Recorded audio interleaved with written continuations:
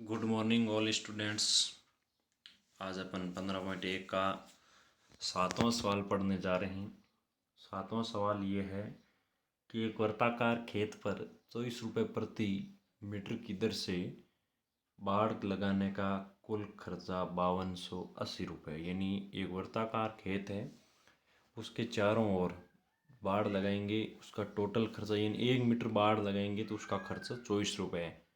अब अपने को ये पता नहीं टोटल कितने मीटर ये मतलब खेत की चारों ओर की लंबाई है। मैं टोटल पैसे दे रखे हैं 5280 रुपये लगेंगे। इस क्षेत्र की 0.50 रुपये प्रति वर्ग मीटर की दर से जुताई, मतलब ये खेत है इसके अंदर जुताई करनी है, मतलब 1 मीटर स्क्वायर क्षेत्रफल पर 0.50 रुपये लगेंगे, यानी आधा रुपये मीटर की दर से जुताई कराई जानी है। तो खेत की जुताई करने का कुल खर्चा, सबसे पहले आपको खेत के इस जो बाड़ लगाने का खर्चा है उसकी सहायता से खेत के चारों ओर की दूरी ज्ञात करेंगे। वो हो जाएगी परिधि। परिधि की सहायता से त्रिज्या आएगी और त्रिज्या से ज्ञात करेंगे क्षेत्रफल, और क्षेत्रफल का मान क्षेत्रफल को 0.50 से गुणा कर देंगे तो आपका कुल खर्चा आ जाएगा। तो सबसे पहले देखिए, बाड़ लगाने का कुल खर्चा 5280 रुपये। कितना है? बाड़ लगाने का खर्चा 5280 रुपये। 1 मीटर बाड़ लगाने का खर्चा कितना है? 24 रुपये। तो ध्यान देना, बाड़ की कुल लंबाई ज्ञात करेंगे तो 5280 रुपये में 24 का भाग लगाएंगे, जितने मीटर आ जाएगा, यानी 220 मीटर लंबी बाड़ है। बाड़ की लंबाई कितनी है? Total 220 meter. ये होगी वर्ताकार खेत की परिधि। इसको क्या बोलेंगे? परिधि बोलेंगे। तो परिधि का सूत्र होता है 2πr। तो परिधि का मान आपको दिया गया है 220 बराबर रख दो, 2 इंटू पाई का मान रख दिया 22/7 इंटू आर बराबर 220। आर 22/7 और 2 को उधर भेज दो, 7 उधर गुणा में चला गया इधर भाग में, और 2 इंटू 22 इधर भाग में आ गया। 22 से ये कट गया 220 10 बार, 2 से ये कट गया 5 बार, 5 7 35 मीटर। तो त्रिज्या जो ये खेत है उस खेत की त्रिज्या कितनी है? ये 35 मीटर। अब इस खेत का क्षेत्रफल ज्ञात करेंगे। तो खेत का क्षेत्रफल ज्ञात करने का सूत्र होता है पाई आर। इसका वर्ताकार कहते हैं तो वर्त के क्षेत्रफल का सूत्र क्या होता है? पाई आर स्क्वायर। तो पाई का मान 22/7 इंटू आर यानी 35 इंटू 35, ये हो गया 7×5 35। तो 22 को 5 से गुणा करो, उससे 35 से गुणा करो, इसका क्षेत्रफल आएगा 3850 मीटर स्क्वायर। यानी आपको खेत जो जुताई करनी है उसका क्षेत्रफल 3850। तो 1 मीटर स्क्वायर क्षेत्रफल की जुताई करने का खर्चा कितना है? 0.50 रुपये।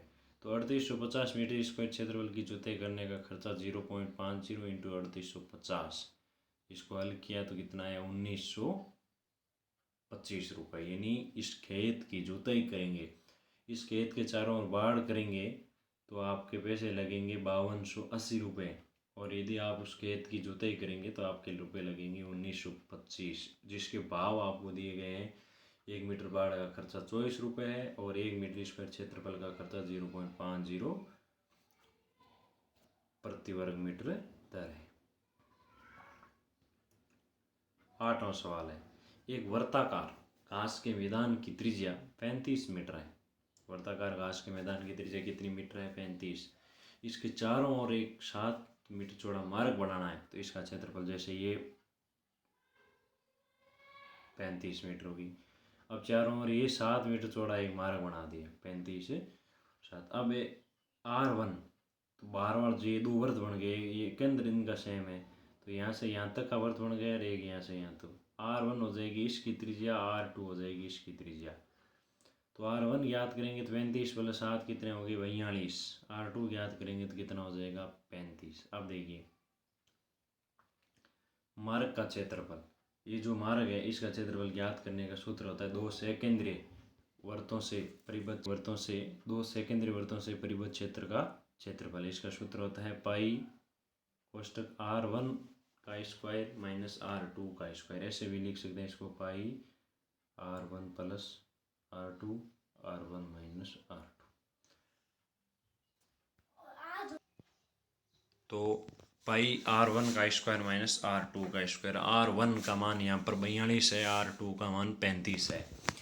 तो ध्यान दें पाई का मान 22/7 रख दिया। इसको लिख सकते हैं, भाई बताया था ना, R1 प्लस R2, तो 42 प्लस 35, R1 माइनस R2, तो 42 माइनस 35। 42 और 35 को जोड़ दिया, हो गया 77, और 42 में से 35 गया 7, तो 7 से 7 कट गए, 22 इंटू 77 हो गए 1694 मीटर स्क्वायर।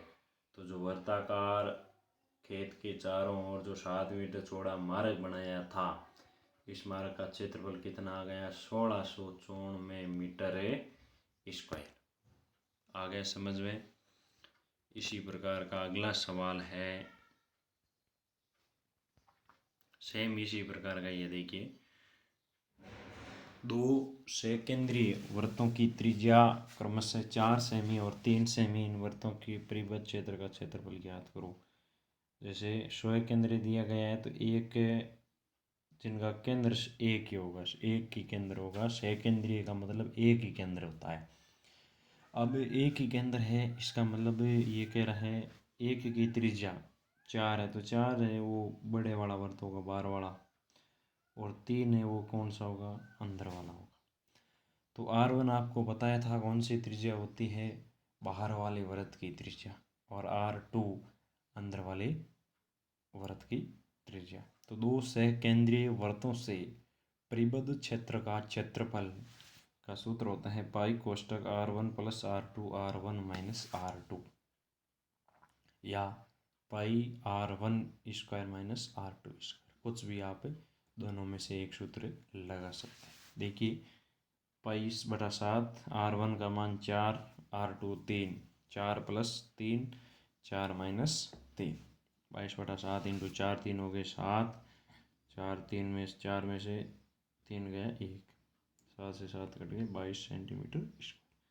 तो 2 सकेंद्रीय वृत्तों की त्रिज्या जिनकी 4 और 3 है, उसका क्षेत्रफल कितना है, 22 सेंटीमीटर स्क्वायर है। तो ध्यान दें, 15.1 प्रश्नावली कंप्लीट हो चुकी है। कल पढ़ेंगे 15.2 पढ़ेंगे। 15.2 के सूत्र आप कल याद करके आने, जैसे त्रिज्यखंड का क्षेत्रफल, त्रिज्यखंड के चाप की लंबाई, वृत्तखंड का क्षेत्रफल, ये सभी सूत्र आपको याद होंगे तो 15.2 समझ में आएगी। यदि कोई भी सवाल समझ में नहीं आता है तो उसको दोबारा से समझो। दोबारा से समझने के बाद भी नहीं आता है तो पर्सनल नंबर पर मैसेज करके आप किसी भी प्रकार का सवाल पूछ सकते हैं। परंतु जो भी सवाल करवाए जाते हैं उनको बराबर रफ कॉपी में मिलाते रहना है। बराबर मिलाते रहोगे तो आपके नंबर भी अच्छे आएंगे बोर्ड की परीक्षा में। तो धन्यवाद।